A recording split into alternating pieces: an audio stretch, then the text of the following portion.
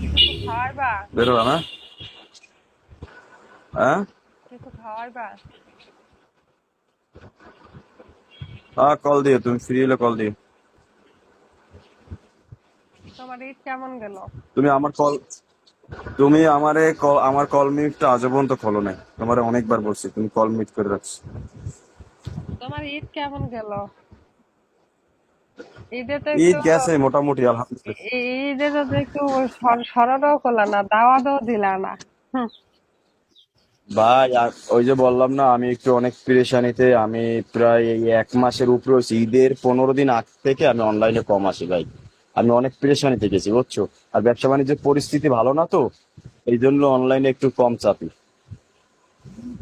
অনলাইনে একটু কম চাপো। বুঝতে পারছো? মাইয়া চাপো ঠিকই, কিন্তু অনলাইন কম চাপো। কি খবর তোমার? আমার খবর আগের মতোই।